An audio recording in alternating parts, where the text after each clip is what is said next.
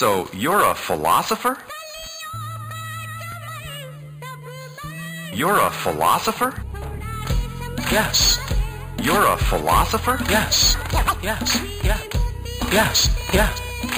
Yes. You're a philosopher? Yes. Yeah. Yes. So you're a philosopher? In about 4 seconds, a teacher will begin to speak.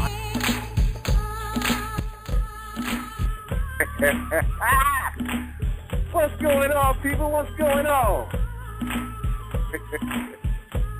Yeah, you in the house. It's that time of the evening. Fili Fil is the place to be. But the main topic that we're going to be talking about, if you look at your sidebar, the hammer theory. And this is going to be kind of like in conjunction with Spunt. Spunt was an old show that we did maybe about a month and a half ago, maybe. Spunt is the past tense of spend, right? Which means that we spending our money like crazy on other people, on other things, just whatever. We just spending money. And so no one has done that like Hammer, hence the title, The Hammer Theory. But we're going to get into it a little later. I was in concert with Heavy D. And for those who don't really know Heavy D, I had to tell you, I got a chance to meet the brother. And, you know, just to give you like an understanding of how things go, you know, when you're backstage, you know, there's always a bunch of groupies and cats chopping their demo tapes and all kind of stuff, you know what I'm saying? I mean, there's always a gang of people, you know, from where you come in through the back door, going all the way into where you get to the dressing room. There's usually a long line of people and females and just scouts and you know, record executives all up in there. They're always late. You know, everybody, the acts are always late. So I remember seeing this brother come in, Heavy D. And first of all, the dude is big, you know. He's tall, but the nicest dude on the planet, man. Heavy D, there must have been about at least, maybe 70 people in the hallway. And he would stop. How you doing, brother? Yo, what's going on, brother? Yo, look at what's that, brother? And he would stop and shake your hand, touch you, every one of them, every one. We got to jump on Herman Cain for a minute. I spoke about Herman Cain last week, and I've been speaking on him for a while. And I'm sticking with my pledge. For those who don't know, if Herman Cain gets the Republican nomination, I'm going to vote for him as punishment for me. Because I don't think they're going to line up behind him. I really don't. But Herman Cain, I hear all the jokes about him too. He done went from the hurricane to the Hermanator. He done went from those little acronyms, you know, to my opinion. I got a couple that I made up. He done turned into Novocaine, which is numb, that numbing stuff. And then what about Cain and Abel? I mean, Herman Cain, like I said, you know, I can appreciate him doing his thing, but with all of this information and all of this stuff coming out, he's just too bullheaded. Every time he tries to act like he don't know what's going on, something else comes up, and he said, well, you know, I knew about that, but I didn't know that there was a settlement. And then it turned into, well, okay, I knew it was some kind of settlement, but it was only 2 or 3 months. And then it came out to be over a year, and they said, well, you know, I didn't know the girl anyway. And somebody just said they saw them together just about a month ago. It was recent. At a party. At some type of little fundraising function. So every time he starts saying something, you can tell he's stonewalling. And that's what bullies do. That's what bullies do. You know, they try to bully you. And see, when you know, the term is called thoroughly vetted. When you become thoroughly vetted, that means that you have to expose all of your information to your campaign people, so that they can actually look and see if things are going to come up of that, so they know how to be prepared for it. But see, he tried to stonewall and be arrogant about it. They are banding together to get him. And all presidential candidates go through it, every one. You know, they used to beat up Hillary. Remember when they used to hit up Hillary? Hillary wasn't even the one that was getting the charge on her. Bill Clinton was getting charged with all of those different things with the women, and they were hitting up Hillary. And I remember she was doing some type of White House, like showing off drapes, and she was just so smooth. She just ignored them.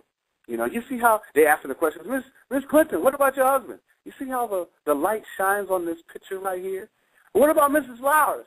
And the way that the drapery and the colors just influence and make the shine over here. You know, she wasn't even paying no attention. You contrast that with Cain, who's trying to tell people, look, excuse me, like he's a bulldog. Man, ain't nobody say to you. You know, matter of fact, you ain't in charge no more. You ain't at Chuck E. Cheese Pizza or wherever pizza place you from. You ain't got no employees no more. You can't tell anybody what to do because you ain't paying. You're not a CEO anymore, Herman. You are a public servant. We pay your salary, which means that we can actually ask you questions and dig deep, and you have to basically go through the process like everybody else. Got nothing to do with race. It got to do with everybody goes through it, you know, everybody. You ain't got employees no more, and that's the reason why you know he lacks experience. He lacks experience because he's thinking that he has employees that he can tell what to do because he pays them their salary. He's never been in a position that he had to be a public servant where he has to be more cordial and diplomatic. And that's why I think that he's going to backfire. So, and I tell you, you know when somebody's guilty. I mean, this is how I'm looking at it anyway. It's like, look, and all the sisters going to agree with me. Why all the women that's coming forward is white? That's how I'm looking at it. I know, like I said, on the philosophy, we bring out stuff that's like, you know, that is a different way of looking at it. And you kind of know that a person doesn't really like his blackness when it's always seems like it's a whole bunch of white women that they're trying to get with. You know? I mean, he's following the same pattern as O.J., right? Michael Jackson, you know, always white women. Tiger Woods, he don't like his blackness, you know? You know? Clarence Thomas, you know, he married a white woman, you know? Wesley Snipes, you know? You can tell that it's almost they got like an axe to grind because they don't like sisters, so they just mess with the white girl, and it's just crazy. And it gets you in trouble, more trouble every time. It goes all the way back to Jack Johnson. Jack Johnson did it to basically like try to spit in the face of white people. So anyway, you know, Sean Hannity and Rush and them are trying to come to this debate. I heard Rush say, hey, Herman Cain made me think I was listening to me. Now, I don't think that's a compliment. But hey, Cain, if you wanna take that as a compliment, go ahead. Because they coming for you. So, you know, Newt trying to advise Cain, come on, be careful. Man, Newt, you need to be quiet before they dig up your past. But you know what? Enough of that. Enough of that. You got to be able to take some pressure. If you're going to be thoroughly vetted, everybody had to take that pressure, right? And with that, we're going to take a break. This is a clip from Rocky, and this is going out to Cain, the Herminator, the Novocaine. This is going out to you. You got to take the hits. Run that Rocky, take the hits. Coward. You talk about being a coward if you can't take the hits. Let me tell you something you already know. The world ain't all sunshine and rainbows. It's a very mean and nasty place, and I don't care how tough you are, it will beat you to your knees and keep you there permanently if you let it. You, me, or nobody is going to hit as hard as life. But it ain't about how hard you hit. It's about how hard you can get hit and keep moving forward. How much you can take and keep moving forward. That's how winning is done. Now, if you know what you're worth, now go out and get what you're worth. But you got to be willing to take the hits and not pointing fingers saying you ain't where you want to be because of him or her or anybody. Cowards do that, and that ain't you. You're better than that. I tell her, knock down, pop, that for real. I already know that life is deep. Topic, I know everybody's been questioning. What is the hammer theory? The hammer, the MC Hammer theory. Put it down. Oh, all of that, right? It's time to get our minds right. I didn't forget. It's time to get our minds right. Let's run that too. I got a flame on. I got to get amped up. Run that cool hand Luke drop, the mind right drop. We got to get our minds right. We're getting ready to dig in. Go ahead. Need a heads up. Listen to my philosophy. You're gonna get your mind right. I got my mind right, boy. And I mean right. Oh, come on! philosophy. His mind ain't right. The philosophy. Some men you just can't read. Fili Fil. What we've got here is failure to communicate, Hey, Joe. which is the way he wants. Well, he did. Listen to the philosophy with Fili Fil every Thursday night at 8 p.m. on thechosen.org. You got your mind right. All right. Turn the lights off and watch me flame on. It's time to get busy. Y'all ready to get your minds right? Okay, now it's time for Hammer. All right, what is the Hammer theory? All right. Now, everybody knows, okay, MC Hammer. Hammer is the poster child for blowing money fast, right, which everybody's making records about. He is the poster child of blowing money fast. He made $33 million in 1 year and went bankrupt, right? But again, this is what I was going to get into. First of all, you got to go back, and this is why this is Spunt Part 2, because this is the first philosophy that you have to understand. They say Hammer lost $33 million. Where'd it go? Where'd it go? He ain't lose nothing. He spunt it. He spun it. It's gone. He spunt it. That means that it went into somebody else's pocket. The money just didn't disappear. That money went like right when George Bush gave back checks, rebate checks. That is to stimulate the economy. All right? This is how we connect the dots on philosophy. He spent the money, so that went into the economy as an incentive, as a rebate, as a stimulus. $33 million in 1 year, right? That's what I'm talking about. Okay? It's not lost, it's spunt. Money is like electricity. It's neither created nor destroyed. It just transfers from one place to another place, right? So when someone says, we lost it, no. You gave it to somebody, and they got paid. And they became a millionaire, or they became something because you gave it to them. And that's the philosophy of spunt. It's an Ebonics term, to give you a refresher course. And it's the Ebonics term, the past tense of spend. And it doesn't make any sense, just like it doesn't make any sense that we give our money to other people. And that's what Hammer did. Now, they always say that it takes a millionaire to go bankrupt 3.2 times before they become a millionaire, right? But the difference is between white folk and black folk, we are in our mindset of spunt because we spend our money on everything and everything else kind of consuming, where white folk, they spend other people's money on other stuff. For instance, Madoff, right? That guy, I forget his name, the one that killed himself when he had all of he wasn't even a stockbroker. We covered him about a couple of shows back. He had a lot of sports individuals, athletes' money. He killed himself. Running Ponzi schemes, Enron. You see, it's a different technique. We spend our own money up stimulating the economy. And white folks, when they go crazy, they spend other people's money, but not their own, and go bankrupt, right? Just like in a lot of the riots, they always said that we burn down our own neighborhoods, where white folk burn down our neighborhood. So our neighborhood is getting hammered twice, But that's what we're talking about. We're spending money. I said a couple shows ago, and I'm going to repeat it again. We're spending money. It's my contention on the philosophy, and we're all agreeing here, that spending money is more important than creating jobs because we're stimulating the economy. They've been yelling at Obama saying he's spending all this money. So you know why he's spending it? Because we're in a recession, and a recession means that people aren't spending money. They're not spending money. But who's spending the money?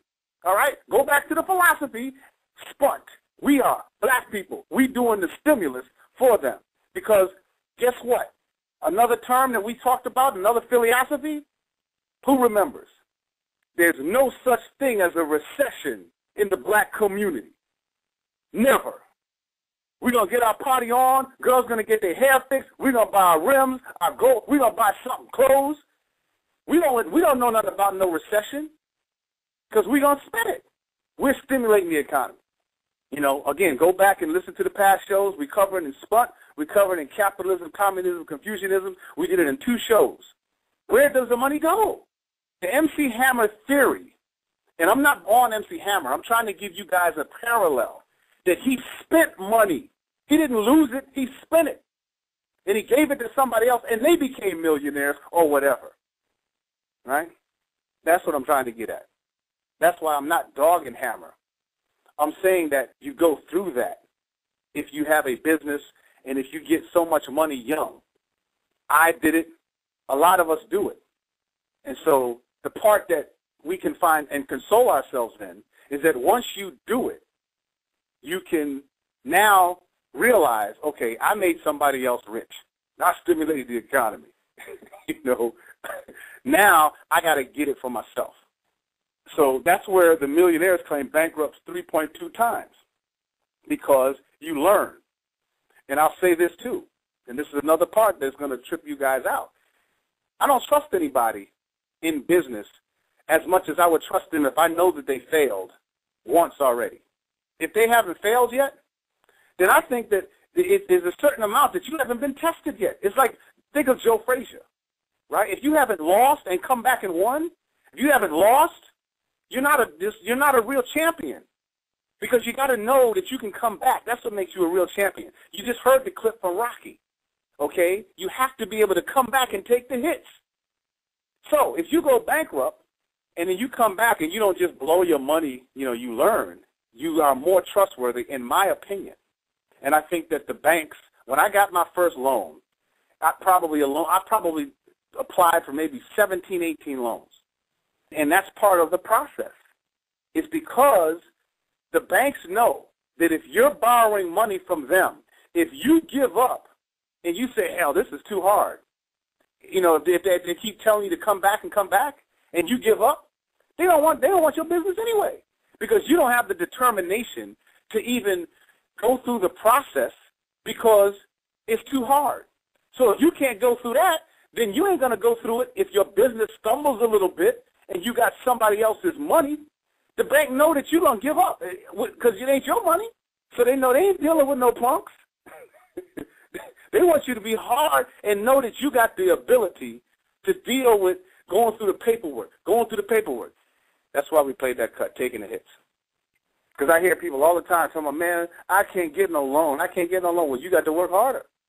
Because if you're trying to get a loan, you're trying to spend somebody else's money. Ain't nobody going to give you their money to throw it away.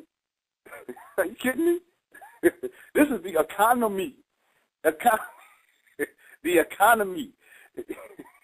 Economy. See, I was laughing with somebody. The economy. Doesn't that sound like economy? Like economy. Economy.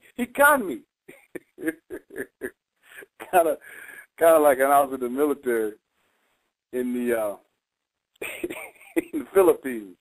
And I was in the Philippines, and my first time there, you always a cherry boy. You know, you don't know, right? Them Filipinos, man, they gangsters. They hustlers. They got these things that they ride around. They're like taxis, but they call them jeepneys, right? They got dingle balls and things hanging off them, and they're riding around. It looks like a circus. It really does. They're painted all crazy colors, yellow, green, red, and they're riding around, and they call them jeepneys. And you don't realize until you ride one at least once, and and you pay, and then you find out why they call them jeepneys, because they charge you, right? And they overcharge, because by the time you walk away, you look at your hand and you say, man, he jeeped me. He jipped me. He jipped me. He jipped me. Jeeped me. That's what it is. If anybody ever been to the Philippines. So you can't get too overly excited. You know, there's all kind of rules. 80-20 rule, the law of averages, the economics of scale, the odds. You know, I told you a little while about the pie theory. You know, my pie theory was, if you have, there's only a certain amount of money in the world, because they don't just print up extra money and extra money. There's a certain amount of money, a set amount. So if there's, let's just say $100 million in this pot for everybody, and there's 10 people, everybody gets $10 million. But in order for you to get 20 million, you have to take somebody else's piece of the pie. That's market share. That's how capitalism works. So that's part of the science and the business that you have to understand. You know, I mean, all of the stocks is gambling. You know, and it's a lot to it. I used to, you know, invest in stocks. I actually got bonds, and we're going to take a break in a minute, and then we're going to come back and get a little deeper into some of the other people that experienced the hammer theory. But let me tell you real quick, and then we'll go to break. I actually used to, you know, and I was always pretty good with numbers and money and stuff like that, you know, money and numbers. And I actually got my first taste of the stock market when I actually had, I was saving money, and I was actually trying to buy this route for $100,000, right? So I was saving money and doing computer shows, and that's where I came up with the pie theory real quick. You know, the pie theory came to me when I was doing computer shows. And on a weekend, you know, I could make $4,000 or $5,000 in a weekend, easy. One weekend I made $10,000 in one weekend, just 2 days selling computer parts back when it was lucrative to do that, right? So the pie theory came to me is when I would go and I would sell my stuff, people didn't want to see me. People would argue, and dealers would come over and try and buy my stuff. And I wouldn't sell it to dealers. I was breaking the business oath that I would only sell to customers, and you're really not supposed to do that. So they were mad. But what it was, this is how the pie theory worked, and this is how it came to me. When I was there, and if I make $5,000, that means some other people there didn't make that money. I made it. And when I wasn't there, that $5,000 that I normally make, one time that $10,000, that went to everybody else. That's how the pie theory came to me. All of this stuff is done by just observing your environment and what happens. And I realized when I don't go, there was a certain amount of customers that was in there. That's how it came to me. And I'm thinking, man, if I don't go, somebody else is getting my money. But real quick before we go to break, about Fed bonds. I bought federal bonds because federal bonds, you can margin them up to 90%. Federal bonds are much more stable than corporate bonds and just regular corporate stock. You know, they usually move in the opposite direction that the regular market does. When the market is high, the bonds are less valuable. When the market is low, and when the stocks are low, there's much more strength in the federal bonds. So I had about $50,000 of these federal bonds. And I had them margined out at 90% because I was using that money to do some other stuff, you know, which is pretty cool that you can actually have the stock and use the money at the same time. Of course, they're getting a little interest on it.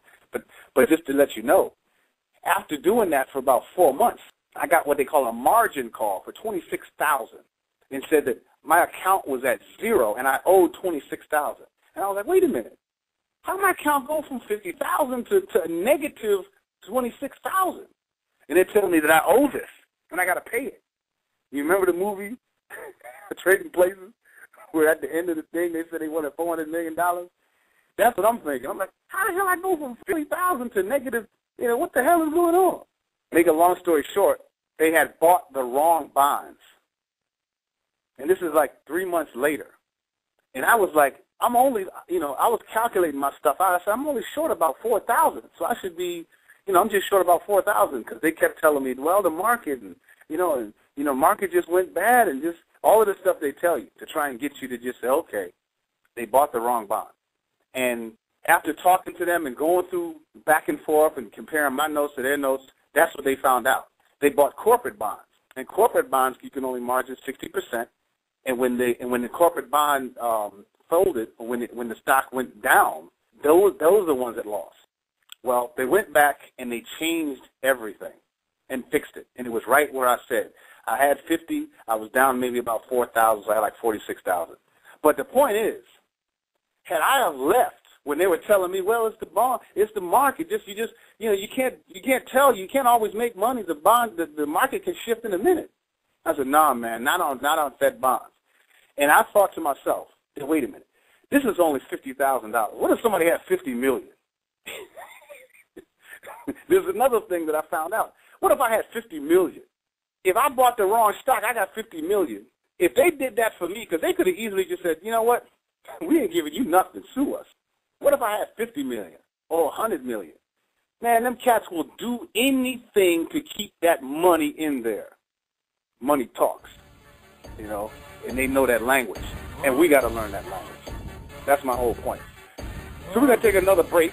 Let's see. We're going to run number 9, blowing money fast. That's what Hammer did. But I trust him more now. Run that blowing money fast, and we'll be back on the other side. And when you're rolling, everybody comes to you. When Hammer was rolling, and this is another little known fact, check it out. When Hammer was rolling, Doug E. Fresh was signed to Hammer's label. Now, how many of y'all knew that? We're putting it out, Dougie. Sorry, Dougie. Sorry, Dougie, but we got to tell it. Because I was here in Atlanta at the time, 1992, and I saw the video. He had him dressed up in them Hammer pants, and he was bouncing around doing the Dougie with the Hammer pants. And I heard the interview afterwards when he said, I don't know why I did that. Dougie Fresh said that. But just continuing on real quick, the top most expensive videos ever. Hammer, you know, his video, what was the name of that video? The one that he was dancing over the top of people. Oh, man, you know. See, a lot of this stuff I do from memory because I was around at the time. It had James Brown in it. Had the godson and the ball was flying around. Oh, too legit to quit. Too legit to quit. And the video was $2.5 million is what the cost was. All right? Now, keep this in perspective. He's in the top 8 of all time. 3 of the top 8 are Madonna. You know, she has 3 of them up there. And Madonna's on another planet. So, I mean, really, if you take hers out, Michael Jackson has the top one at Scream.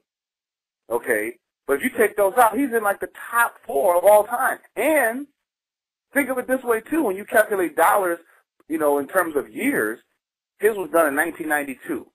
In the top 8, the only one that's older than his is one of Madonna's, Express Yourself, in 1989. That's crazy. He's that high up on the list. He's in the history books forever. I mean, that's just incredible, right?